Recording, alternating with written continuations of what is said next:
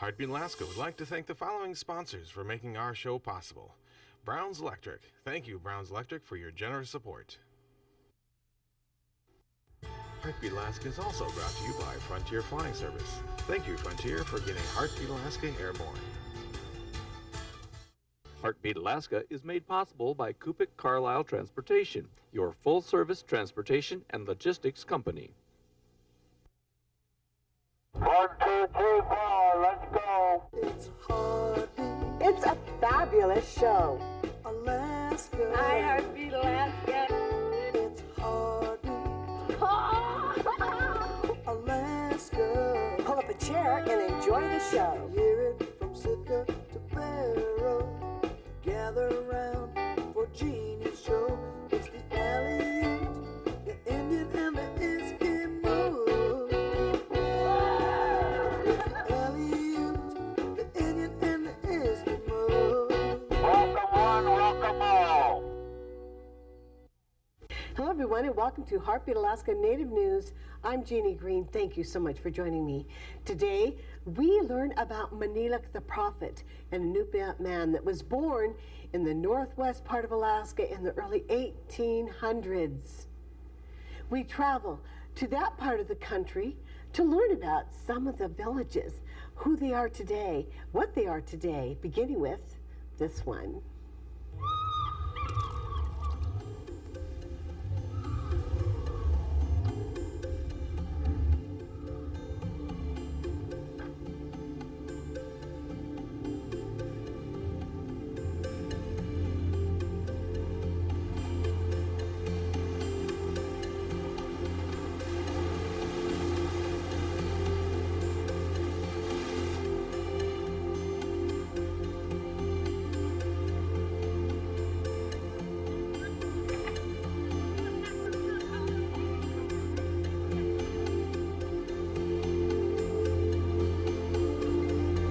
Kotzebue, Alaska. Just inside the Arctic Circle, this tucked-away land of fishermen and hunters has been populated by the Inupiaq for generations.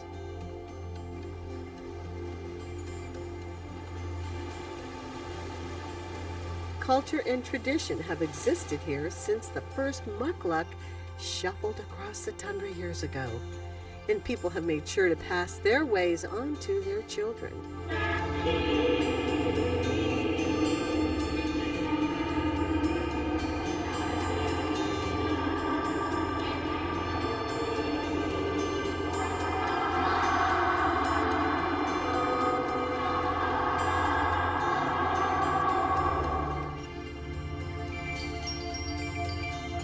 Nowadays, Kotzebue supports an array of life. People living here have televisions, microwave ovens, and automobiles. They're even seeing the beginnings of urban sprawl.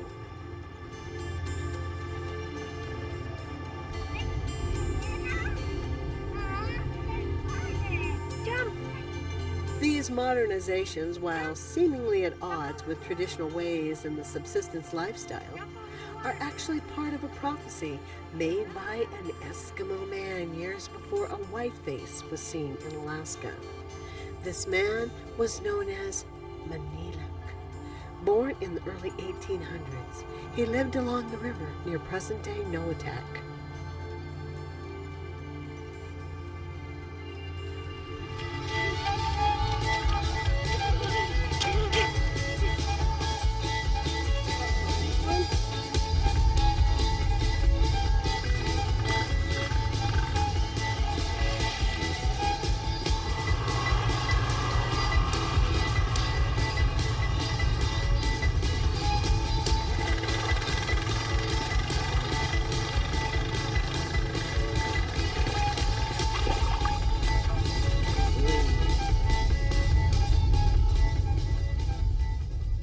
This is Noatak, and the river is about 400 miles long, 300 something miles, almost 400. I never get the end of it, about 35 miles. But our people live along the river in different areas wherever the caribou go over the pass into our area. Located in the Noatak National Preserve, 55 miles north of Kotzebue, sits the village of Noatak. Built on the west bank of the Noatak River, it supports a population of about 423. The village was made up of several small scattered groups, which fished and hunted in the area. One main group followed the caribou far upriver in the wintertime, while another main group stayed primarily in the forest. In the spring, both groups migrated to the coast to hunt seal and beluga whale. Noatak is the only settlement along the entire length of the Noatak River. Even though the Red Dog Mine is a major employer and the economy is diverse, still, Noatak is subsistence-oriented. Maniilaq lived that subsistence life on this ground hundreds of years ago.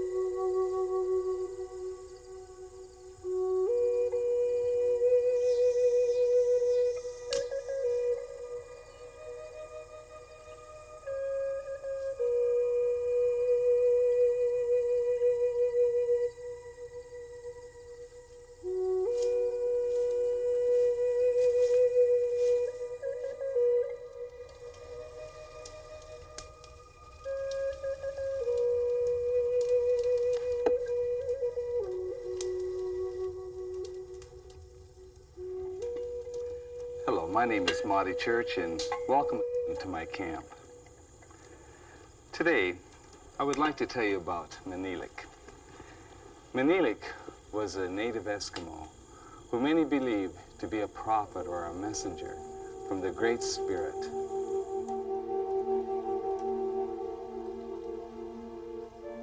In the early 1800s, he lived by the mountains that feed the Alaskan Kotzebue River. Later, he lived by the mouth of the Amber River, where he married a woman of the Noatak people.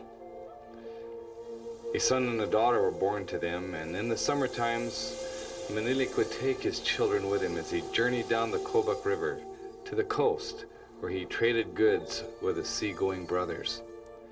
During these trips, he would meet men who were leaders of their families scattered along the river. These times of trading were also a means of passing information, knowledge, and insight from one to another.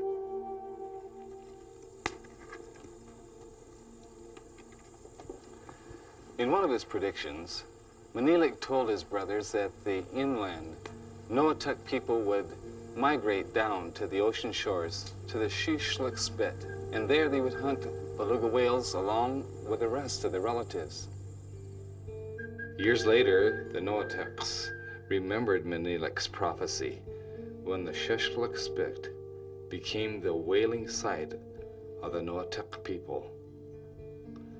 Also, Maniilaq predicted that the quiet village of Amber, Alaska, someday would become a large town, reaching all the way to the base of the nearby mountains.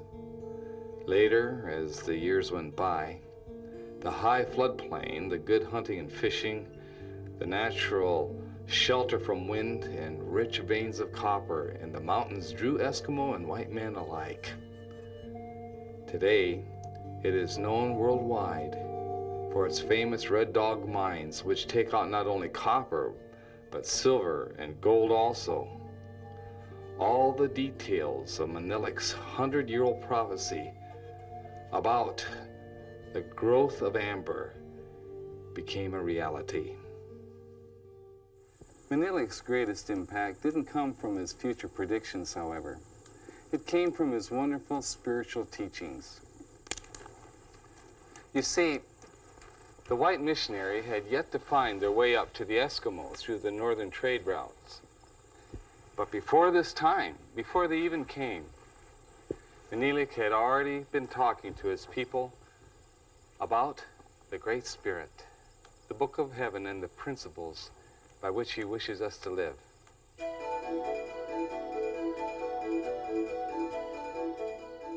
Maniilaq, he was raised right here in this place of Ambler mouth. This is the mouth of Redstone and Ambler.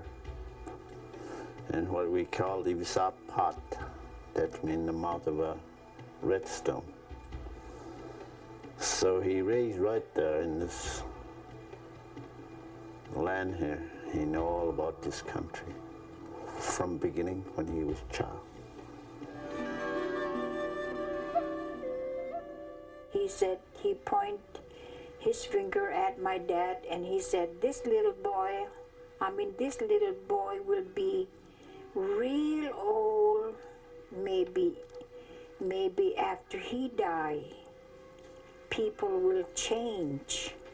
In a wink or twinkle of an eye, people will become young. Old people, gray-haired, will be young again. Young people and old people will be the same. Everybody will be young, become young again. But he doubted if this boy will be alive or real pretty old when this thing happened.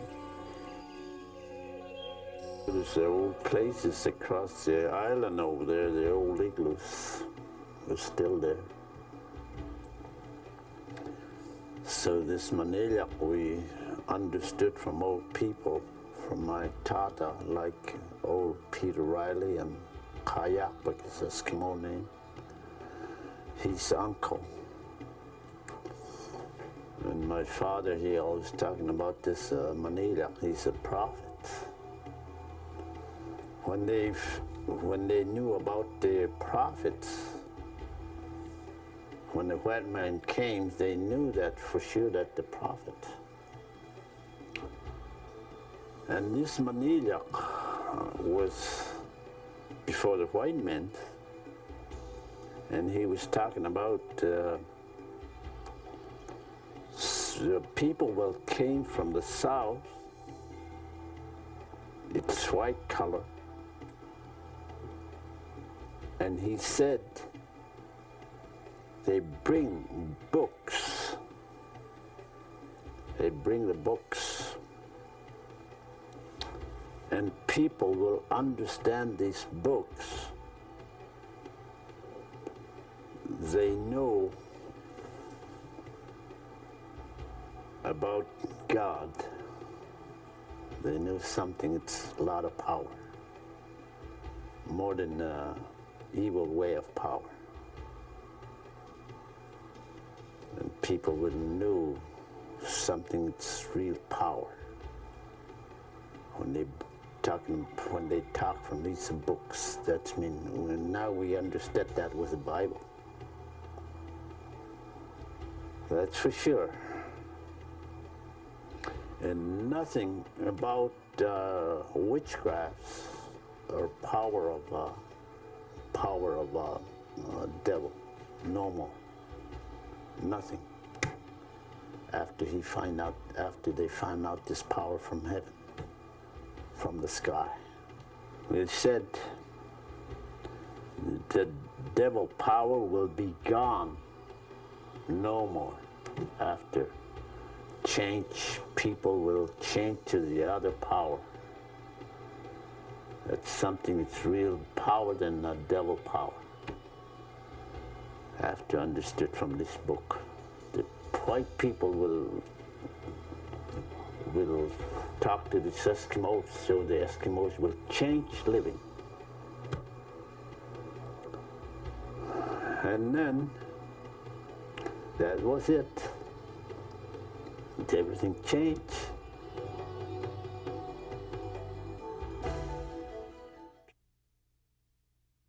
Until the late 1800s, that white man first contacted the northwestern part of Alaska. Maniilaq the Prophet foretold the coming of white man. He also foretold what we know now as airplanes and cars. Now, mind you, this was at a time when there was no automation. Here in Kotzebue, these signs of change have begun to show themselves in the last 100 years. And I seen the first airplane that landed here. Joe Crossan was the first one that ever landed here in 1927. What did you think about that? That was something. My grandmother wouldn't let me go out. Me and my sister, we had to watch through the window, upstairs window.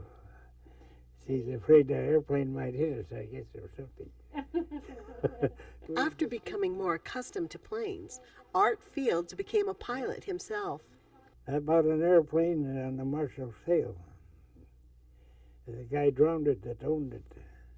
And I wind up with an airplane for $260. Is that your first airplane? Yeah, first airplane. It was a Taylorcraft. Since then, he's been flying planes all over Alaska's tundra. He's even made it to Russia and the North Pole. It used to be pretty spooky. Hunting, coming back nighttime, can't see nothing. Never see ground for 4.5 hours one time. He remembers the first impression airplanes made out here in secluded areas like this. One old woman, she was real hunchback. Old lady Sowers, she was picking berries in the hill. First time she ever seen an airplane, she had a bucket of berries about full there. She watched that airplane. She didn't have time to turn around. She fell backwards and spilled all her berries. Out there picking.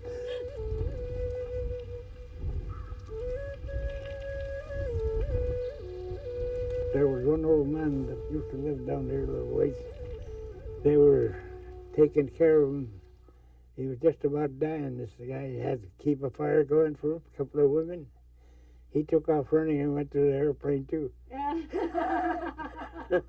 They were taking turns. That gave him a new spark to life. Yeah, he was down there amongst them. Fulfilling another of Maniilaq's prophecies, the first automobile in town also made a big impression.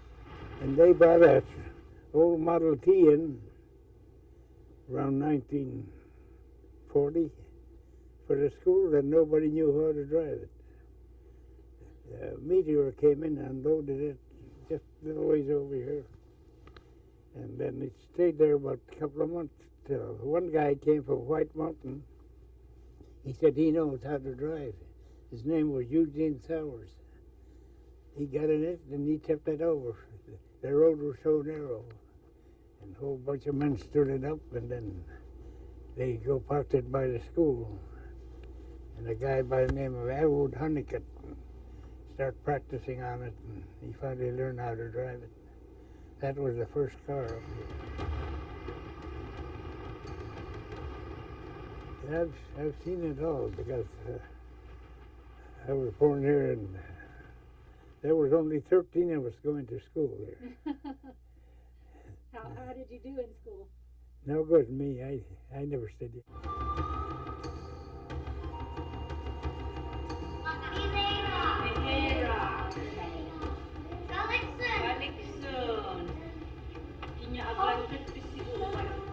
With modernizing and globalization, the cultural identity of Alaska's original inhabitants have been in jeopardy.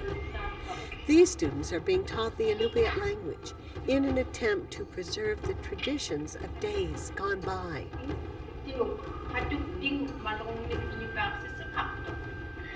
This is our 8th year here at Nikaitchuat.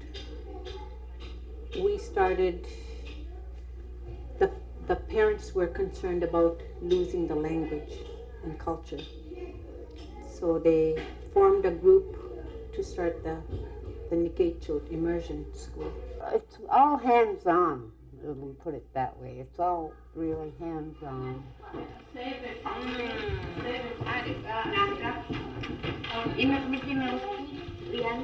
They see it, they taste it like you say, and they eat it. They ate some. And so they know what a blueberry is, and it's the color blue, kokta. Our mission is to instill the knowledge of Inupiaq identity, dignity, respect, and to cultivate a love of lifelong learning. And then we seek each child's gift. Some of them are artistic, some of them are very good with math, and some are just natural speakers. And some love to sew, and so we look for their gifts and then support and push their gifts.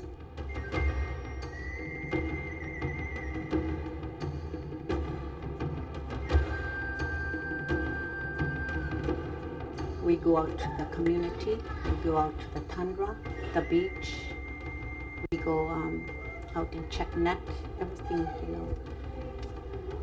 We teach the language and the culture.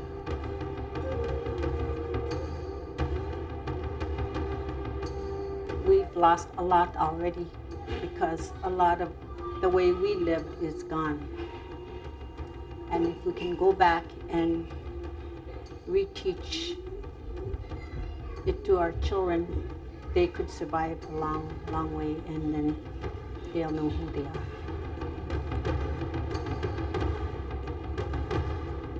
Even though the ancient ways are in need of preservation, their intrinsic value have been realized by more than a few outsiders. One white man even deserted the United States Air Force to settle down with an Inupiaq woman. Yeah, he was one of the airmen. Yeah, he was in the service. They flew a bunch in there, and he was one of them.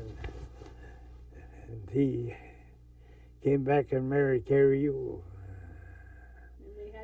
He's been living over there. He's got the Eskimos beat even. He can eat Eskimo grub better than the natives can. He really turned Eskimo.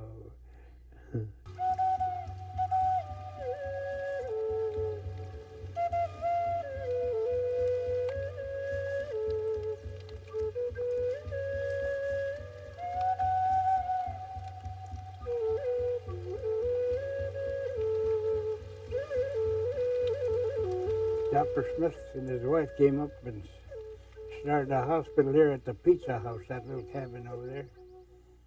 That's where I got my tonsils off. And there was, and one guy, the first guy they operated on his appendix was Charlie Maxwell. He was the first guy, white guy, to get it.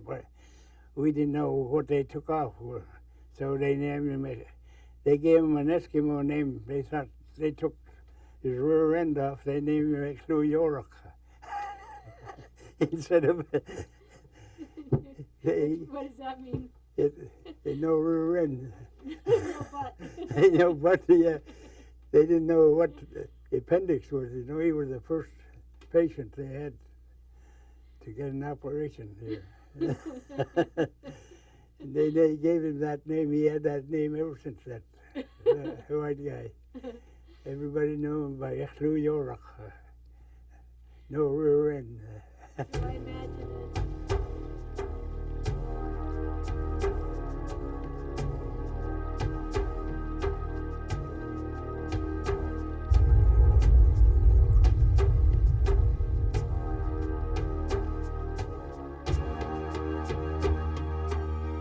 Today, people living in Kotzebue and Noatak all over Alaska go about their business, with Maniilaq's prophecies echoing into their daily lives.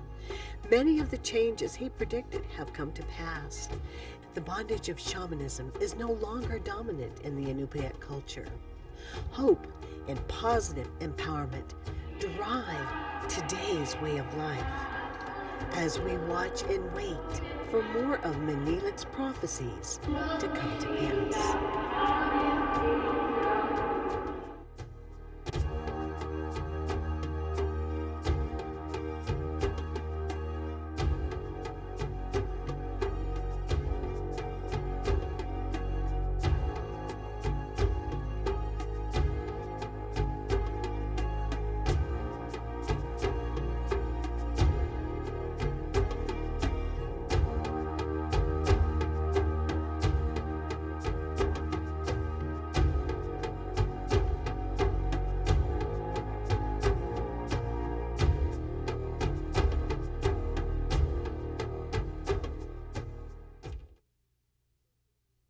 Thank you, everyone, for joining me for Heartbeat Alaska Native News and Information. I really appreciate your calls. I appreciate your letters.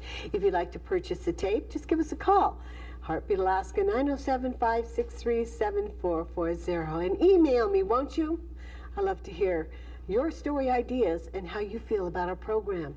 That's Jeannie Green at ak.net. God bless every single one of you. Join me again next week for more Heartbeat Alaska.